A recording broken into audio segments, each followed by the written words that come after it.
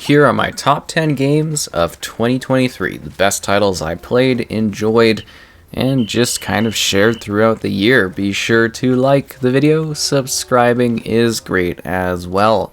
So first off, we have Pikmin 4. It's always a great year when Pikmin returns as you go on another adventure, just guiding along these little critters and also this larger little critter too that grows a bit over your journey as you go about exploring, solving various puzzles, and trying to save the day as there are many astronauts lost and you have to work with them and by yourself to some degree in order to gather them and get everybody back home safely. Or at least that's the goal, right? Of course, there will be some trials, surprises, and other things that get in the way, but a Pikmin adventure is always a fun adventure to go on. It's a colorful, vibrant journey, just like the one you take in Star Wars Jedi Survivor. This is the second entry in this Jedi Modern series, where you follow Cal as he continues to battle against the Empire and really tries to find some sort of safe home for him and his close friends. You will be continuing to master the saber in various combative ways, alongside unlocking new ways to traverse using the Force and other tools and gadgets as well. It brings a more mature storyline that's still well in the spirit of Star Wars, and you really just go on this intensive emotional story that continues to build the characters, the relationships, and everything that you had enjoyed so much in the first time around. And you just get to do so across some new locations with some new threats and the random reappearance of, I guess, this new era of Star Wars that came out of nowhere from Disney, the high whatever, and we're just sort of going along with that. Just like we go along with the beat in Hi-Fi Rush. Yeah, this was a great, out of nowhere, complete surprise, rhythm-based melee game. The music's awesome, the characters are fun, the story is engaging. It's just a very well put together, exciting, enjoyable experience that really did deliver, like I said, a complete surprise because they just straight up shadow dropped this one, if you don't recall. It just literally popped up one day and it was like, oh, wow, this is pretty sweet. And it's got some really interesting animated style, like cutscenes and cinematic moments that kind of tie together these segments of really cool combat. It's colorful, it's flashy. The audio tracks, whether you're going for like the licensed or non-licensed tracks, are just really quite sweet. And it's a game I actually really hope that they follow up with at some point because yeah, it was great. Just like The Legend of Zelda: Tears of the Kingdom, the follow-up to Breath of the Wild.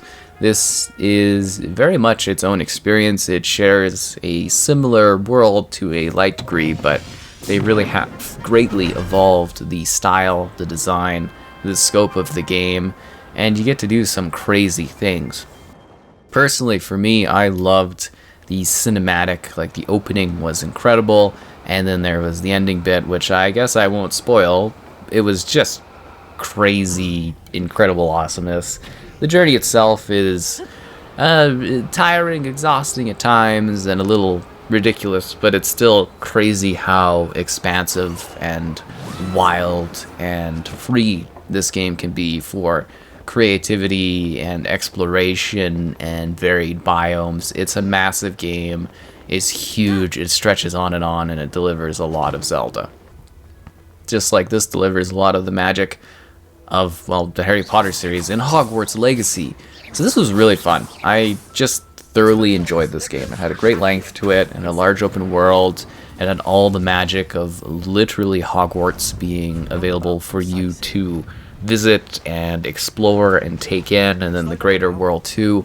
You had like a whole side area where you could like, you know, take care of animals, and you could fly around on your broomstick and go wherever, and there's different creatures you could have too, and you get all these crazy abilities, and you meet these exciting and heartwarming and interesting characters, and you just get to really enjoy this vibrant, beautiful journey. Like literally Hogwarts is perfectly recreated with all these secret rooms, and you know, it's stuffed with gameplay and great side quests and just really, really interesting elements that I felt brought the Harry Potter series to life in a game, truly for the first time.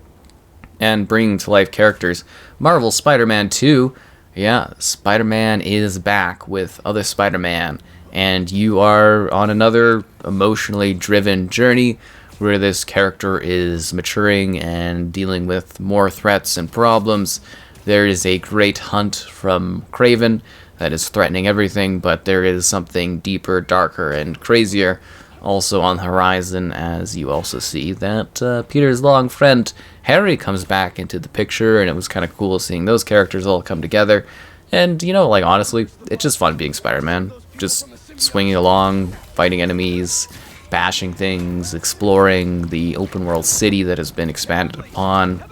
You get new ways to traverse and move around, and it's just another really exciting Spider-Man experience and journey. It was very well done, smooth, played great, and it was a fun time to sit there and work through. Just like Baldur's Gate 3 at number 4. And you know what? There is an alternate history here where this game did not suffer from me losing over 20 hours save file, and this would probably be number 1 on my list because the role-playing in this game is absolutely phenomenal. It is incredible. The combat, it's got quite a difficulty edge to it, which if you go a little bit easier, it's a little bit more fun once that happens. But just the characters, the world, the detail, the attention to crazy levels of detail, it's just wild. It was beautiful, it was exciting, it was an expansive experience, and I was absolutely loving it. But again, I literally lost my save, so it's a little bit hard to progress and really put in the full amount that I would have liked to in this one. But you could see with how high it's ranked how much I was enjoying it. And as I said, there's probably an alternate reality out there where this is number 1, but yeah, it lost my save file. Well, Diablo didn't. Diablo 4! I really liked this game. It was a lot of fun. It was dark, it was grim, the story was interesting, the grind for loot was fantastic.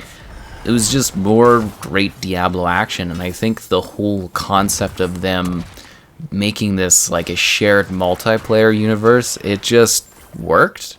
It was really cool doing these big event scenes and fighting through all this stuff, and they supported it with extra seasons.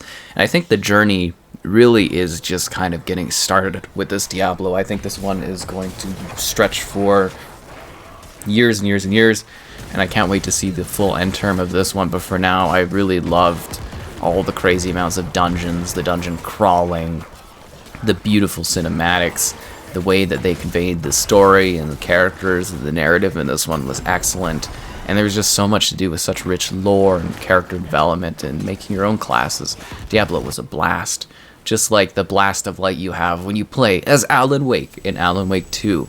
This is a trippy, crazy, amazing experience that bridges together live action with gaming in such a way that only Remedy can. There's a crazy musical. The game is lengthy, it's intensive, it's emotional. It does a great successor to a game I absolutely adored when I was younger. One of the best games ever made is the original Alan Wake, and this one does largely a great job of following up upon that and taking the character in a fresh perspective that also feels grounded to the technology of now and also to that original character. And there's lots of twists and turns, and you know what? Maybe it is a little bit of a spiral as you spiral into the greatness that is this game. Alan Wake 2 is a treat, and I hope that we get to see this story continue because I can't wait to see where Remedy takes us next. But beyond that, we go to Starfield. Was this always going to be number 1? I don't know. But it was fun. It was enjoyable. I've never put so much time into a game so quickly. And I just kind of loved it. You know, you just go anywhere, do whatever, and there's really intriguing characters that I got to know and explore with and go on adventures, and the whole twists and turns of realities and rebirth was fascinating. And yeah, I was just doing the Bethesda stuff I loved, but in space, and just really kind of forging my own character and path. I loved the narrative. I loved the places you go. The mystery was intriguing. The weird stuff you do, the role-playing elements, it all came together really quite beautifully. And you know what? I stand by it. Starfield was the best. I had a great, fun time with it. I didn't have problems, and yeah, for the most part, it just worked. Anyways, top 10 game of the year. See you next year for the next one. Go check out last year's. I don't know.